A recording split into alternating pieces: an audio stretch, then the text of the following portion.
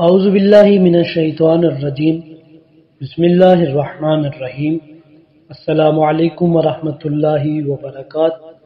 کہتے ہیں ایک تاجر نے اپنے گھر میں ایک باغ بنایا ہوا تھا۔ وہ بہت ہی بڑا اور خوبصورت باغ تھا جس میں اس نے مختلف قسم کے پودے، درخت اور پھول اگائے ہوئے تھے۔ روزانہ باغ میں جاتا، سیر کرتا، اس باغ کے دلکش اور دل فریب مناظر سے لطف اندوز ہوتا تھا۔ کچھ ایک لمحے کے لیے ہر ایک درخت کے پاس، ہر ایک پودے کے پاس اور ہر ایک پھول کے پاس ٹہل کر اسے مشاہدہ کرتا اور لطف اندوز ہوتا تھا۔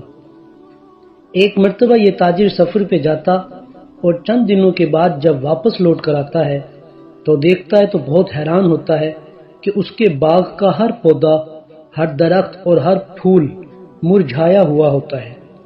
اسے اس کی وجہ سمجھ میں نہیں آتی، کیونکہ اس باغ کی نگہبانی کے لیے پانی وقت پہ دیا گیا تھا اور اس باغ کی دیکھ بھال کے لیے ایک شخص کو بھی معین کیا گیا تھا۔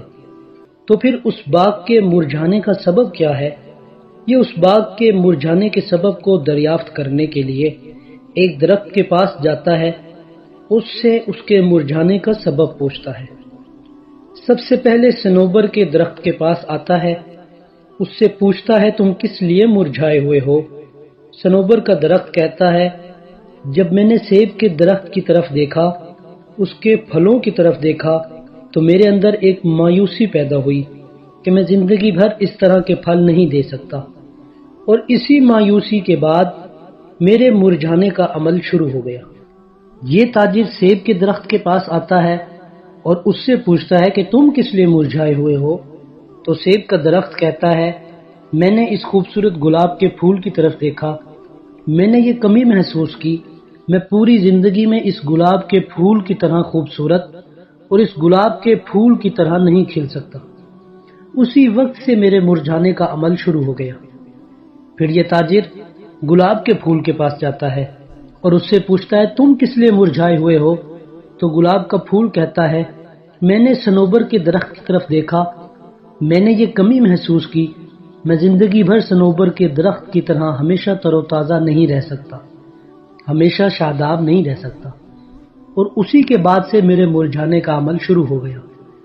مختلف درختوں کے پاس جاتا، مختلف پھولوں کے پاس جاتا تو سبھی اس کو اس جیسا جواب دیتے تھے۔ آخر میں وہ باغ کے ایک کونے کی طرف دیکھتا کہ ایک پھول ہے جو بہت تر و تازہ و شاداب ہے۔ وہ اس کی طرف جاتا ہے، اس سے پوچھتا ہے تمہاری تر و تازگی کی وجہ کیا ہے؟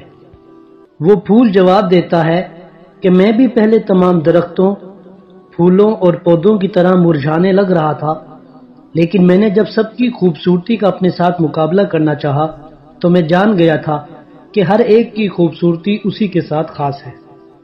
بعد میں نے یہ بھی خیال کیا کہ تاجر نے مجھے اس باغ میں جو جگہ دی ہے وہ میری انفرادیت کی وجہ سے، میری جو اپنی خصوصیت اور خوبصورتی ہے اس کو دیکھتے ہوئے تاجر نے مجھے اس باغ میں جگہ دی ہے۔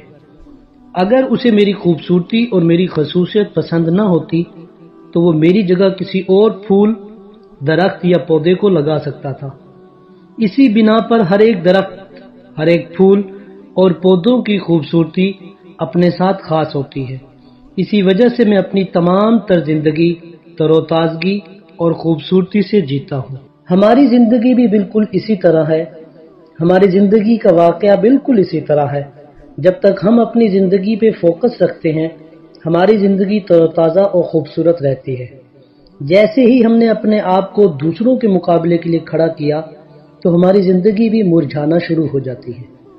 دوسروں کی چیزوں کو دیکھنا شروع کرتے ہیں، وہ چیزیں جو ہمارے پاس نہیں ہیں ان پہ فوکس کرنا شروع کرتے ہیں، تو یہیں سے ہماری زندگی کے مرجھانے کے دن شروع ہو جاتے ہیں۔